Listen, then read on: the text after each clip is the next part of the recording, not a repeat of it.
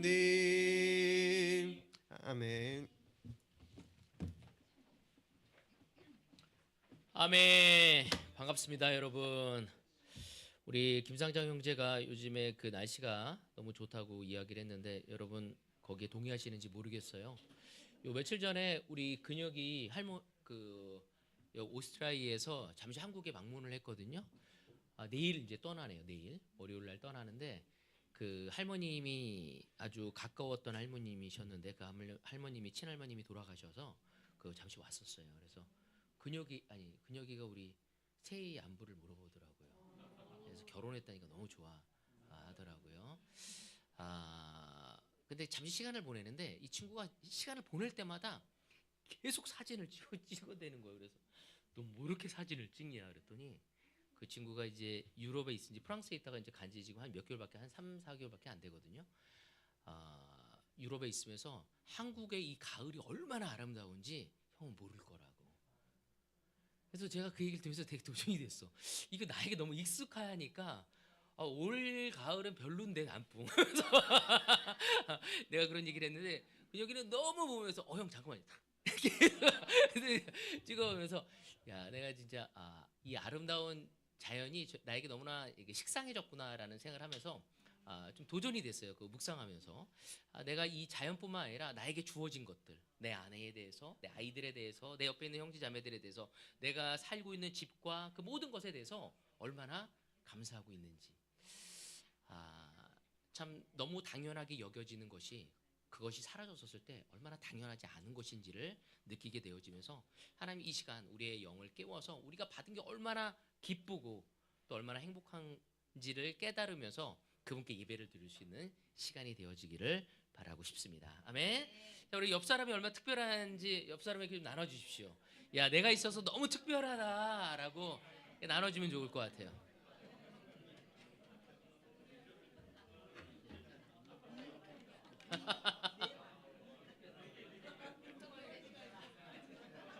아멘. 자, 옆 사람이 되게 특별한 거 아시겠죠? 아멘. 동요가 있어서 특별합니다. 아멘. 자, 오늘 제목은요. 그 하나님의 빛을 비추는 사람이라는 제목으로 정했습니다. 제목을 정하는데 너무 시간이 오래 걸렸어요. 그래서 오늘 아침에 정했어요. 계속하다가 제 제목을 여러 가지를 막 집어넣은 다음에 챗 GPT에도 물어봤어. 이 제목이 이거에 어울리는 거 아니야? 이 주제에 와 그랬더니 한 20개를 주더라고. 그래서 제가 섞었어. 섞어서 하나님의 빛을 비추는 사람. 오늘 제가 여러분과 나누고 싶은 그 본문은요. 여호수아 22장입니다. 아마 여러분들이 여호수아 22장을 보면 알겠지만 여호수아가 이제 어느 정도의 땅을 정복하고 나서 그들이 먼저 요단강을 건너기 전에 요단강 동편에 땅을 얻은 사람들이 있었어요. 그게 르우벤 지파와 갓 지파와 므낫세 반쪽 지파가 거기에 머물게 되거든요. 그들이 다시 이제 그 전쟁을 마치고 나서 7년 넘게 전쟁을 하고 나서 다시 이제 자신의 고향으로 돌아가는 또 된다는 장면을 담고 있는 것이 이 여호수아 22장의 내용입니다. 근데 이 22장의 그 내용의 배경이 어디냐면은 네, 안 켰나 내가 파워를 켰는데 네, 민수기 22장입니다. 22장 17절에서 19절을 좀 보도록 하십니다. 이것이 22장의 그 배경을 설명하고 있기 때문에 요거를 알아야지 우리가 32절 뭐라고 그랬죠? 죄송합니다. 32장 17절에서 19절을 같이 보도록 하겠습니다. 자, 이 땅 원주민들도 있고 하니 우리에게 딸린 어린 것들이 안전하게 머물 수 있도록 성을 단단하게 쌓은 다음에 모두가 무장을 하고 이스라엘 자손의 선발대가 되어 그들이 가야 할 곳까지 그들을 이끌고 가겠습니다. 이스라엘 자손 각자가 받을 못의 토지 재산을 차지하기 전까지는 우리가 집으로 돌아오지 않겠습니다. 또한 요단강 동쪽 해 뜨는 쪽에서 우리 못의 토지를 재산으로 차지하였으니 요단강 서쪽에서는 우리가 땅을 재산으로 나누어 받지 않겠습니다. 라고 이야기를 하고 있습니다. 그러니까 이 32장은 뭐냐면 모세에게 이들이 부탁을 하게 된 겁니다. 우리가 이 요단 동편에 남겠다는 내용이었어요. 그래서 무작정 남겠다는 것이 아니라 그 땅을 미리 받은 대가로 가나안과의 그 전쟁을 위해서 우리가 나가서 앞장서서 싸우겠다고도 이야기합니다. 그리고 전쟁이 끝나고 나서 우리가 다시 우리가 분배받은 땅으로 돌아가겠다고 이야기하는 거죠. 그 전에는 결코 돌아가지 않겠다는 제안을 하게 된 겁니다. 그때 모세가 그것을 허락하게 되어집니다. 바로 르우벤 지파와 갓 지파가 또 이 므낫세 지파가 사실 그 땅을 점령할 때 굉장히 혁혁한 공을 세우거든요. 엄청난 잘 싸우는 지파 중에 이 세 지파가 속해 있었기 때문에 그들이 빠지는 것은 사실 허락되어지지 않는 거죠. 그래서 그들이 그 모세에게 그렇게 이야기를 하게 된 겁니다. 그래서 그들은 정말로 요단 동편 그 서쪽에 그 요단강을 건너서 싸우기 전에 먼저 거기에 자리를 마련하게 되어죠. 그러니까 먼저 안주하게 되어지는 거죠.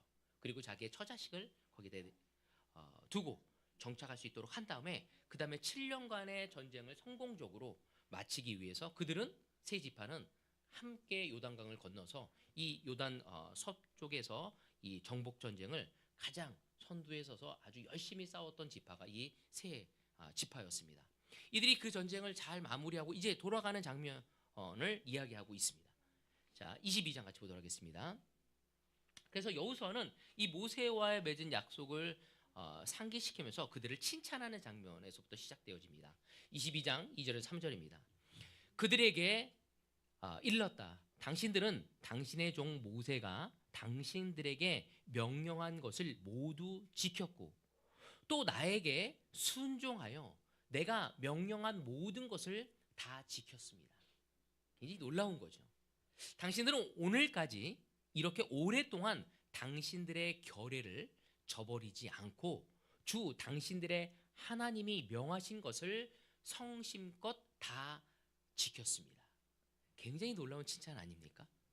사실은 여호수아는 가장 먼저 명령한 것을 모두 지켰고 또 나에게 순종하였다고 그들에게 그들이 돌아가는 그 길에 그들을 칭찬하고 있습니다.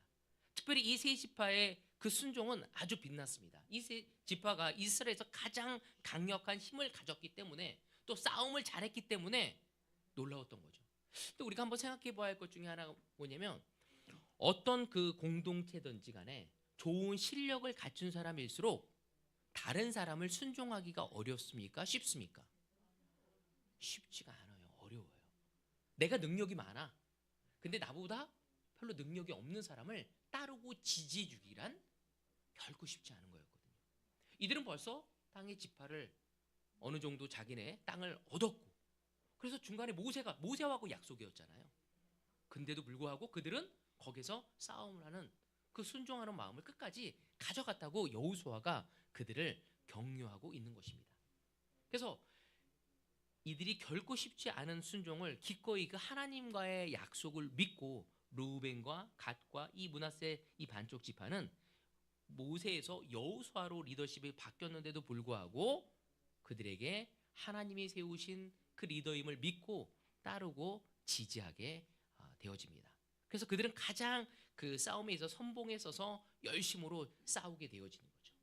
자, 그래서 1장에 보면 이들이 이 므낫세 반지파와 르우벤과 갓 지파가 그 여호수아에게 하는 이야기가 우리에게 감동입니다. 자, 같이 보도록 하겠습니다. 1장 16절 18절. 사실 그 세 지파는 여호수아를 무시할 수도 있었어요. 왜? 힘이 별수 없게 새로운 리더십이었기 때문에.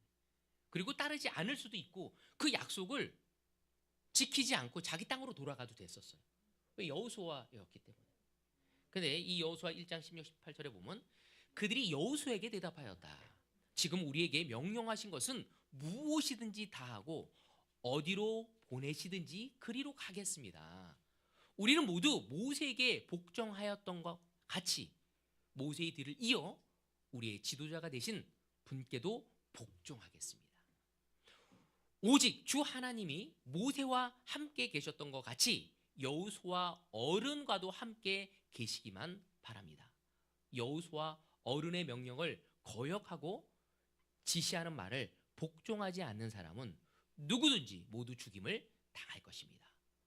여호수아 어른께서는 오직 굳세고 용감하시기를 바랍니다.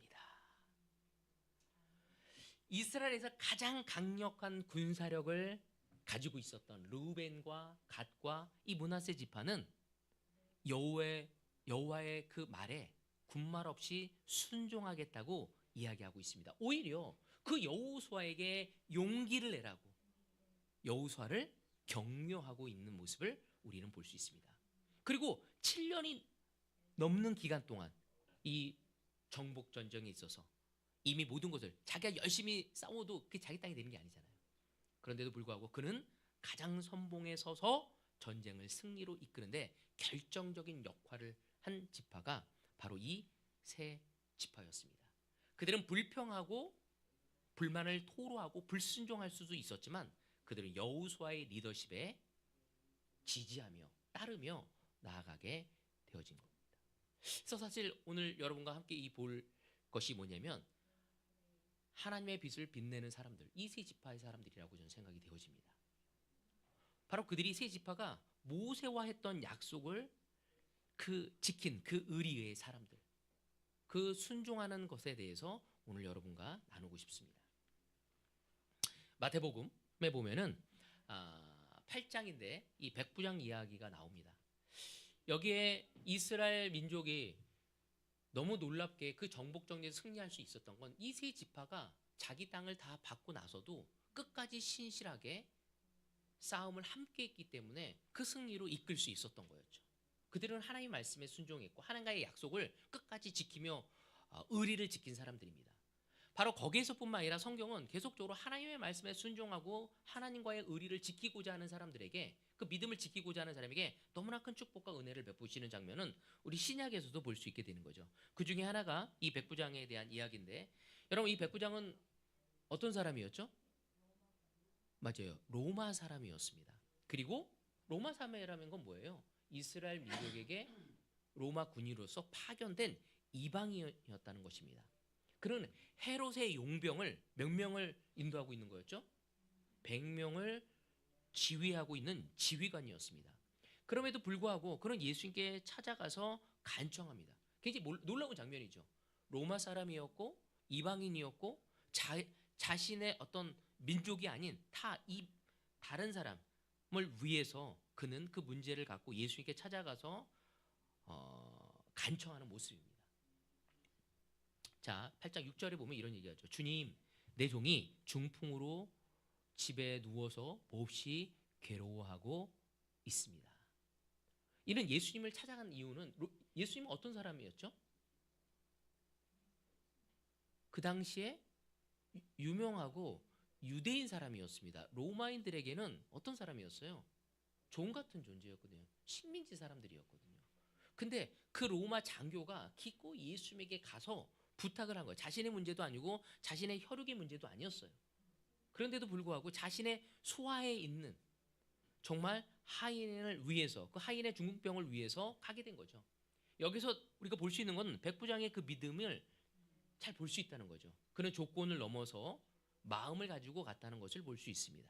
그 자신의 종이 괴로워하는 것을 보고 그는 이방인인데도 불구하고 로마 군인이었는데도 불구하고 그 자기가 지배했던 그 식민지에 종 같은 그를 위해서 그 이방인의 그 예수에게 찾아가서 간청하고 있다는 것입니다. 그 당시에는 로마 사람하고 유대인 사람들이 교류를 잘 했을까요? 안 했을까요? 왜 안 했죠? 네? 맞죠. 종이니까. 그건 뭐냐면 상종할 수 없었어요. 왜? 이스라엘 민족을 무시하고 있었기 때문에. 자신의 나라를 쳐들어왔었잖아요. 그러니까 유대인들이 그들하고 친한 그 자체가 사실 수치심을 가져가게 되었던 거였거든요. 근데 그럼에도 불구하고 그는 가서 진정으로 예수님에게 믿음을 보이며 자기의 종을 낫게 해달라고 이야기를 하고 있습니다. 얼마나 간절한 마음을 가졌는지를 우리는 볼 수 있죠. 자, 계속 같이 보도록 하겠습니다. 8절에서 9절. 백부장이 대답하였다. 주님, 나는 주님을 내 집으로 모셔드릴 만한 자격이 없습니다. 그죠? 한마디 말씀만 해주십시오. 그러면 내 종이 나을 것입니다. 나도 상관을 모시는 사람이고 내 밑에도 병사들이 있어서 내가 이 사람더러 가라고 하면 가고 저 사람더러 오라고 하면 옵니다. 또 내 정도로 이것을 하라고 하면 합니다. 이 내용은 굉장히 놀라운 장면이거든요. 사실 예수님께 찾아가서 간청하는 것도 놀라운 건데 여기에 그 믿음의 그 모습을 보여주는 것은 엄청난 우리에게 도전을 주는 장면입니다. 여기 뭐라고 했냐면 모셔드릴 만한 자격이 없습니다. 이 말은 뭐냐면 예수님의 영적 권위와 또 초월성을 인정하는 거죠. 또 자신의 영적인 무가치함과 도덕적인 죄악됨을 고백하는 모습입니다. 그러면서 뭐라면 그저 한마디 말씀만 해주십시오. 그 말씀에 절대적인 권위를 인정하고 순종하겠다는 자세를 보이게 되어집니다. 13절에 보면 그리고 예수께서 백부장에게 가거라 내 믿음대로 될 것이다 하고 말씀하셨다. 바로 그 시각에 그 종이 나았다. 여기서 보면 가거라 내 믿음대로 될 것이다 라고 하시자 즉시 하인이 나았다는 것을 우리는 그 밑에 구절을 통해서 볼 수 있는 것입니다. 그래서 우리는 상황과 조건을 초월해서 자리를 뛰어넘는 정말 믿음과 순종의 그 기적을 우리가 이 백부장의 모습을 통해서 볼 수 있는 거죠. 그러니까 구약과 신약을 통해서 하나님이 우리에게 하나님의 빛을 바라는 사람들은 어떤 사람이냐면 어떤 조건이 아니라 바로 하나님의 말씀에 끝까지 순종하고 따라가고자 하는 사람을 통해 하나님의 역사를 발휘하는 모습을 우리는 볼 수 있는 것입니다. 바로 순종은 축복의 통로고 비결이라는 거죠. 진정 우리의 삶의 변화를 가져가고 싶다면 우리가 무엇을 해야 할지 그분의 말씀에 순종을 통해 그분의 뜻을 이해하고 우리의 삶의 변화를 가져갈 수 있는 순간을 맞이하는 것이 너무 필요하리라 저는 생각되어집니다. 어제 저녁에 그 각 교회 그 리더십들이 모여서 미팅을 했습니다. 우리 상창 형제는 들어왔잖아요, 그죠? 그래서 미팅을 했는데 그때 그 굿뉴스들이 있었거든요. 제가 굿뉴스를 담당해서 굿뉴스를 이렇게 각 교회 근황들을 좀 듣는 시간인데 저에게 되게 도전이 되는 몇 가지 굿뉴스가 있었어요. 오늘 예배 끝나고 나서 부산에서는 또 어떤 한 장년부 어른이 세례를 받더라고요. 그 우리 성경 형님의 숙모라고 이야기하셨어요. 그분이 이제 교회가 오신 지 한 1년 정도 되셨다고 하더라고요. 근데 숙모다 보니까 우리 명희 형수가 굉장히 어려웠던 거야. 남편의 숙모다 보니까. 그래서 뭐라고 이렇게 할 수 없고 성역 공부 잘 들어가지도 않았대요, 자기. 그래서 진짜 장년부 그 어른들이 옆에서 도와줬다고 하더라고요. 근데 그분의 이야기를 하면서 전혀 기독교 백그라운드가 없었는데도 불구하고 없다는 건 뭐냐면 불교와 유교적인 그 백그라운드가 굉장히 많으셨던 분이었죠. 근데 그분이 성경을 읽기 시작했대. 1년 동안 매일 성경을 읽었대요. 그러면서 한번 보기 시작하면 한 1시간, 2시간을 읽었대요. 그래서 성경을 다 보고 나서 지금 다시 또 처음부터 창세기부터 요한계시록 다시 보고 다시 읽기 시작하고 있다는데 그러면서 하는 말이 뭐냐면 성경이 너무 재미있었다고. 성경을 보면서 이해가 되었고 하나님이 어떤 분인지를 알게 되었다. 성경 공부도 도왔지만 그 숙모님이 성경을 보면서 그분이 직접 예수님을 더듬어가고 하나님을 알아가게 되어진 거죠.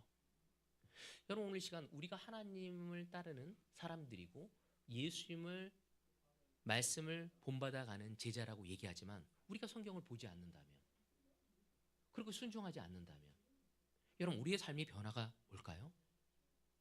가져가기가 어렵습니다. 성경은 구약과 신약을 통해서 이 백부장의 모습을 통해서 또한 이 르우벤과 갓지파와 므낫세 지파를 통해서 하나님 말씀에 순종하는 사람 그 의리를 지키고자 하는 그 약속을 지키고자 하는 그 마음이 얼마나 놀라운지를 우리에게 알려주고 있는 거죠. 이제 우리는 어느 순간 20대 세례 받아서 결혼을 했어요. 그렇지 않아요? 그렇게 소망했던 결혼을 했어요. 어떤 사람이 이러죠. 결혼이 이런 건 줄 알았으면 그때 그렇게 원하지는 않을 수도 있었겠죠. 라고 말할지도 모르겠어요. 그런가요? 아니요. 아멘. 이런 대답 다 나와야 돼요. 아이를 낳은 것이 얼마나 놀라운 축복인지 내 옆에 형제들이 있다는 것에 대해서 내가 직장이 있다는 것에 대해서 여러분 감사하고 있습니까? 르우벤 지파는 거부할 수 있었어요. 내가 처음에 세례를 받았었을 때 하나님을 사랑하겠다고 얘기하고 예수의 십자가에 반응하겠다고 했었을 때 그리고 나서 지금은 여러분은 어떠한 모습으로 신실하게 걸어가고 있습니까? 저는 그 숙모님이 너무 놀랍다는 생각이 들었어. 아, 성경의 말씀을, 그분의 말씀을 듣고 순종하는 삶에 강력한 역사가 이루어질 수밖에 없구나. 그 68년 동안 자기 나름대로 살던 삶의 틀을 무너뜨릴 수 있구나. 다른 것을 통해 무엇을 얻기 위해서가 아니라 그냥 그 말씀을 통해 마음이 움직일 수 있고 삶이 변화되어질 수 있겠구나. 또 하나의 굿뉴스는 그 이야기를 들으면서 저에게 도움이 됐던 건, 그것도 부산 굿뉴스네. 부산에 있는 한 그 명의용수하는데, 자기가 부산에 갔었을 때 자기한테 가장 힘들게 하는 자매가 있었대요. 뭐 얘기만 해도 맨날 불평만 하고 불만만 하고 자기의 단점을 계속 얘기를 하더래요. 인도하기가 너무 어렵다는 거죠. 근데 20년이 넘은 제자야. 그래서 그 자매가 어느 순간 너무 놀랍게 바뀌어 있어서, 야, 너 이렇게 바뀐 이유가 뭐냐라고 물어봤대요. 그러니까 그 자매가 매일 성경을 읽기로. 20년 동안 자면서 너무 삶에 재미가 없는 거야. 흥분도 없는 거야. 내 삶이 너무 다 당연한 거야. 그리고 이게 보이는 것이 제자의 삶이 기준은 너무 잘하니까 남을 다 판단하는 눈만 되어지는 거야. 그러니까 불평스러울 수밖에 없는 거죠. 옳은 거는 뭔지 아는 거야. 근데 매일매일 성경을 읽으면서 하나님이 자신에게 이야기하는 것이 무엇인지, 하나님이 나에게 이 세상과 다르게 준 것이 무엇인지를 깨달아가면서 마음이 바뀌었고, 그리고 그 자매가 누군가를 초대해서 함께 성경 공부하면서 너무 기쁘게 지내고 있다는 이야기를 하더라고요. 그 얘기가 저에게 너무 굿뉴스였어. 왜? 하나님의 말씀에 순종했었을 때 누군가 어느 상황이 우리를 바꿔놓을 수 있는 것이 아니라, 하나님의 말씀이 우리를 제자건 제자가 아니건 그들이 그 말씀에 순종하고 읽고 따르려고 할 때 새로운 것을 가져갈 수 있다는 것이 기적이고, 그것이 굿뉴스, 복음이라는 생각을 하게 되었습니다. 자, 히브리서 11장 8절에 봐도 바로 아브라함은 그 순종의 모범을 보이는 분이라고 계속적으로 우리에게 이야기를 하고 있죠. 11장 8절에 보면, 믿음으로 아브라함은 부르심을 받았을 때에 순종하고 장차 자기 몫으로 받을 땅을 향해 나갔습니다. 그런데 그는 어디로 가든지를 알지 못했지만 떠난 것입니다. 이 말이 뭐예요? 하나님은 75세의 아브라함을 그 갈대아 우르에서 떠나라고 합니다. 근데 어디로 가라고 얘기하지 않은 거죠. 그냥 우선 너가 변화를 해야 한다고 떠나라는 거였어. 75세에 변화를 받아들인 것은 결코 쉬운 일이 아닙니다. 그렇지 않습니까? 이제 이사가 저는 너무 싫거든요. 그렇잖아요. 근데 이 당시에 아브라함이 그렇게 한다는 건 되게 놀라운 거거든요. 근데 아브라함은 하나님의 말씀을 순종하고 갈 바를 알지 못했지만 무작정 이 갈대아 우르를 떠나라고 했기 때문에 떠납니다. 근데 사실 신학적으로 잘 보면은 그 갈대아 우르가 어떤 곳이냐면 굉장히 우상이 많은 곳이었어요. 그러니까 하나님은 거기서 떠나기를 우선 바랬던 거예요. 그리고 그 약속의 땅으로 아브라함을 인도하기를 원했던 것입니다. 자, 17장 24절에 보면, 아브라함의 포피를 베어서 할례를 받은 것은 그의 나이 99살 때이었다. 하나님이 아브라함에게 아들을 주겠다고 얘기해요. 그렇잖아요. 그리고 아들이 있었나요, 없었나요? 계속 없었어요. 그 다음에 99세에 뭐 하래요? 할례를 하래요. 여러분, 지금도 할례하는 거 겁내거든요. 마취를 하고 해도. 그런데도 불구하고 아브라함에게 했었을 때 아브라함은 아브라함뿐만 아니라 자신이 데리고 있는 모든 사람들을 다 할례를 시킵니다. 할례는 죽음과 고통을 의미하는 것이었어요. 왜? 그때 적이 쳐들어올 수도 있기 때문에. 그런데도 불구하고 그는 순종하는 모습을 보입니다. 왜 아브라함이 그냥 믿음의 조상이라고 얘기한 게 아닙니다. 그는 잘 알지도 못했고 무엇을 해야 할지도 몰랐었을 때 왜 하는지도 이해가 안 됐지만 먼저 순종한 길을 따라갔기 때문에 그는 하나님의 뜻을 이해하고 하나님께 영광을 돌릴 수 있었죠. 우리가 어느 정도 가면서 머리가 커집니다. 예전에 그냥 순종해서 지금 순종하고 싶지 않아요. 이제 마음이 움직이죠. 여러분, 성경을 보지 않으면 우리의 마음을 움직일 수가 없습니다. 하나님의 말씀을 통해 우리가 순종할 때 그 역사가 이루어지기 시작하는 거죠. 자, 22장 16절 18절. 주님의 말씀이다. 내가 친히 맹세한다. 내가 이렇게 너의 아들까지 너의 외아들까지 아끼지 않았으니 내가 반드시 너에게 큰 복을 주며 너의 자손이 크게 불어나서 하늘의 별처럼 바닷가의 모래알처럼 많아지게 하겠다. 너의 자손은 원수의 성을 차지할 것이다. 내가 나에게 복종하였으니 세상 모든 민족이 내 자손의 덕을 입어서 복을 받게 될 것이다. 드디어 하나님이 아브라함에게 100세에 누굴 줬죠? 이삭을 허락합니다. 근데 이삭이 자라는 모습을 보면서 아브라함이 어땠겠어요? 너무 기뻤어. 그냥 눈에 넣어도 안 아파. 그래서 너무너무 기뻤어. 근데 하나님이 그 이삭을 나에게 바치라고 합니다. 그래서 아브라함은 그 이삭을 모리아 산에 바치기 위해서 그를 데리고 갑니다. 그리고 망설임 없이 그를 바치려고 했을 때 천사가 그의 손을 붙잡고 네가 하나님의 말씀에 순종하였으니 너는 이제 되었다. 이삭은 하나님이 줬고 하나님이 사랑하는 자이기 때문에 그 애를 해를 입히지 말라고 이야기를 합니다. 하나님은 즉각적으로 그 아브라함에게 순종하는 모습을 보고 여기서 얘기하기를 정말 하늘의 별처럼 바다의 모래알처럼 많아지겠다고 하고 정말 너를 축복하시겠다고 이야기를 하십니다. 여러분, 성경은 구약과 신약을 통해서 우리에게 계속적으로 오늘 이 시간 2025년을 마무리하면서 우리가 받아들여야 할 말씀이 무엇인지 순종의 길을 걸어가야 한다는 겁니다. 때로는 내 감정을 내려놔야 합니다. 우리가 너무 커져 있어 버린 거죠. 그때 하나님의 능력을 발휘할 수가 없습니다. 때로는 이해할 수 없지만 우리는 그분의 뜻이라면 따라갈 수 있는 마음이 필요한 것입니다.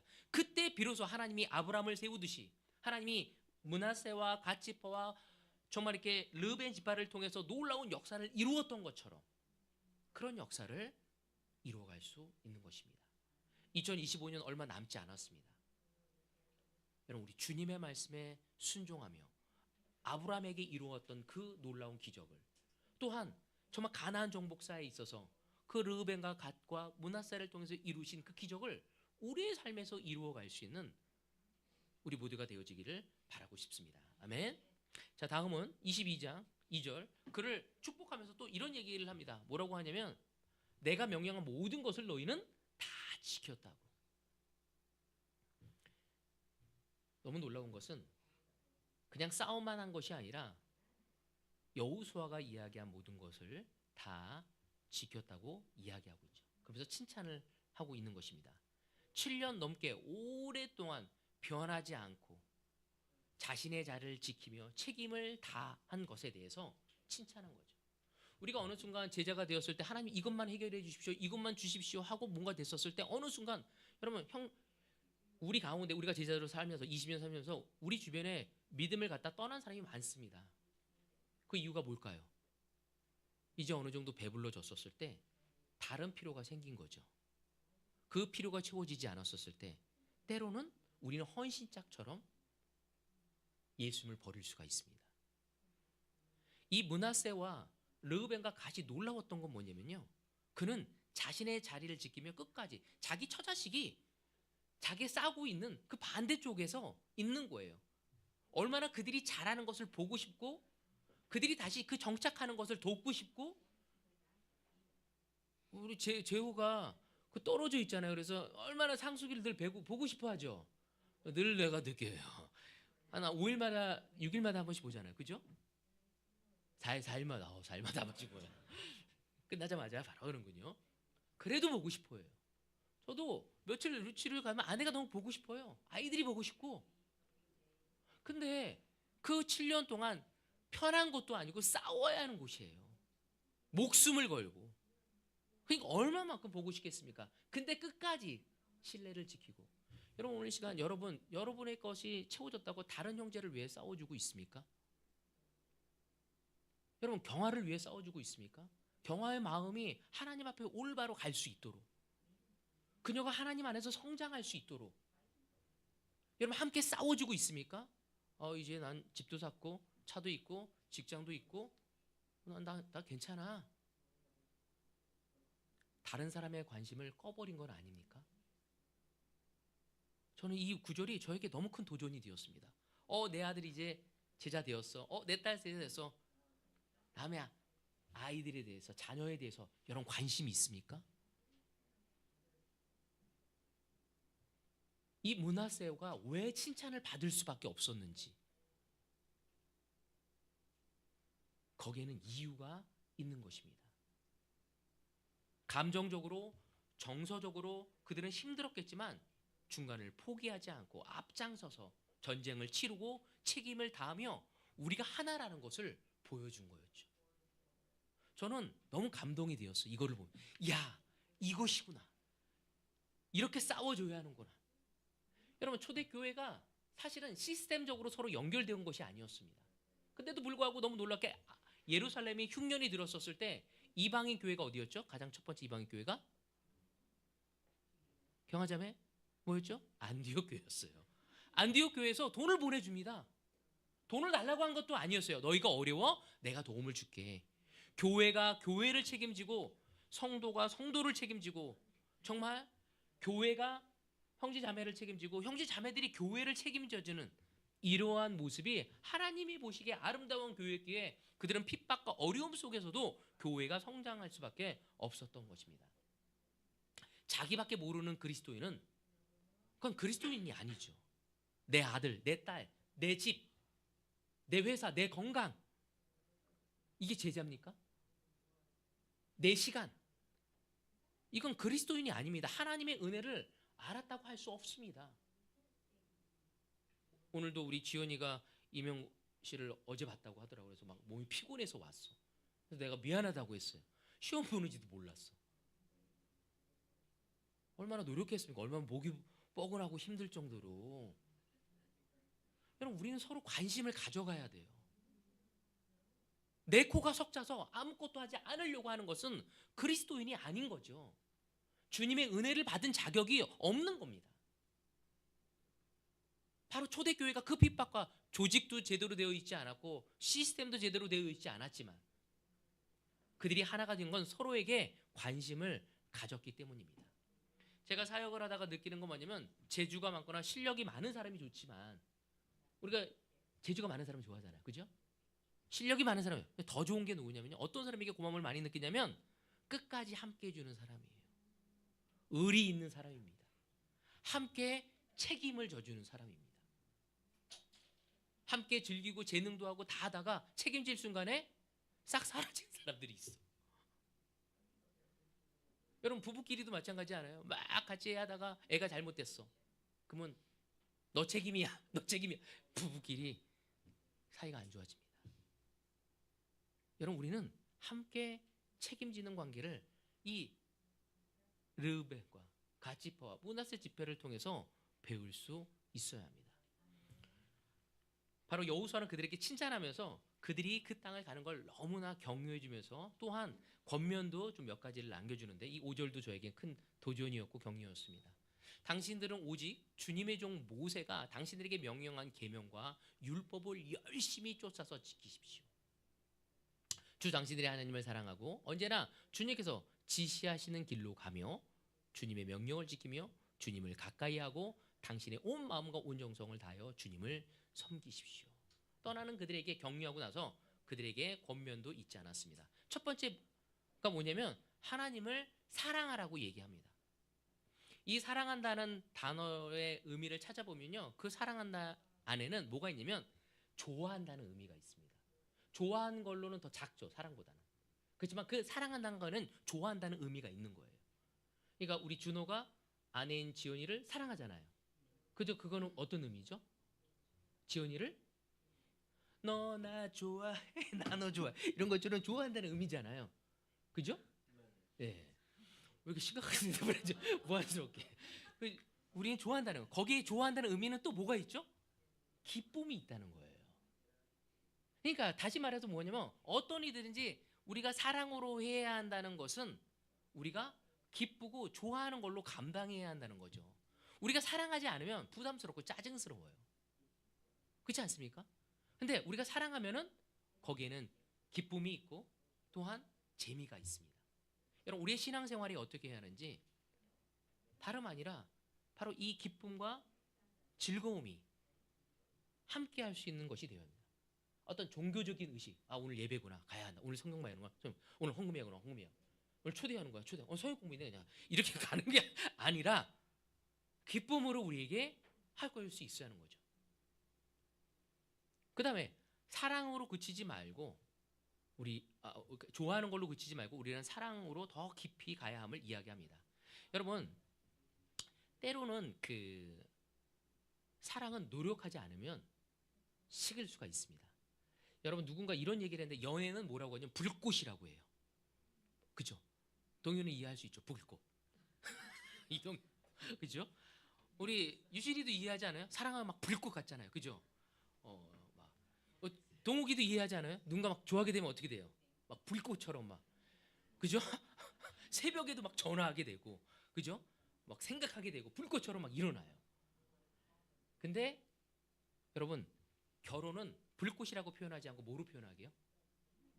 네? 난로라고 해요. 난로. 땔감을 넣어주고 불이 꺼지지 않도록 관리를 해야 합니다. 이 말은 뭐예요? 노력이 필요하다는 거예요. 우리 부부 관계에 있어서, 우리 형제자매들과 관계에 있어서 땔감을 차가워지지 않을 수 있도록 때로는 우리의 귀한 시간을 우리가 내야 돼요. 준호 생각 너무 가요. 항상 준호는 뭘 하면 기꺼이 해요. 아내가 좀 힘들어할 수 있겠지만 기꺼이 해줘요. 형제 관계. 여러분, 우리 시간을 낼 수 있어야 합니다. 그다음에 뭐라고 하냐면 언제나 주님께서 지시한 길로 가라고 해요. 그건 뭐냐면 그 길을 살아가는 거예요. 오직 우리는 하나님만의 길을 걸어가야 한다는 걸 얘기하거든요. 제가 마지막으로 이 얘기를 하면서 마치고 싶은데 시간이 없어서 제가 그리스도가 만드는 차이라는 책을 최근에 좀 봤는데 거기에 이런 글이 있습니다. 제가 아내한테도 얘기를 해줬는데 오늘날 교회가 직면한 가장 심각한 위기가 무엇인가? 그리스도를 따르는 모든 이에게 진짜 위험은 믿지 않는 게 아니라 우리가 믿는 바가 교회나 세상에 아무 차이도 만들어내지 못하는 것이다. 저는 이 얘기가 저에게 굉장히 도전이 되었어요. 우리에게 가장 심각한 위기가 그리스도를 따르는 모든 얘기 진짜 위험은 다름이 아니라 그분을 믿을까 말까가 아니라 우리가 그분을 믿고 있지만 교회나 세상에서 아무런 차이를 만들지 못하는 것이 우리의 가장 큰 위기라는 것입니다. 므낫세와 갓과 르벤 지파는 차이를 만들었습니다. 이제 우리 고민은 많은 사람이 더 많은 재산, 더 좋은 안정적인 직장, 더 사업이에요. 먹고 못 사는 것이 아닙니다. 여러분, 우리의 관심이 더 우리에게만 많이 가 있다면 우리는 결코 행복해질 수 없습니다. 이 시간 하나님은 우리에게 그 므낫세 지파처럼 르벤 지파처럼 갓 지파처럼 서로 사랑하고 그 말씀에 순종하며 그분의 뜻을 이루어가는 삶이 되어지기를 바라고 있는 것입니다. 올 해가 얼마 남지 않았습니다. 이제 12월이 이제 곧 다가옵니다. 여러분, 무엇을 해야 할까요? 오늘 우리가 이 구절 여호수아 22장을 기억하라고 권하고 싶습니다. 이 므낫세와 갓 지파와 르벤 지파처럼 하나님의 말씀에 순종하고 그리고 끝까지 신실함을 가져갈 수 있는 것을 통해 주님 안에서 하나가 되어지는 우리 모두가 되어지길 바라면서 오늘 말씀을 여기서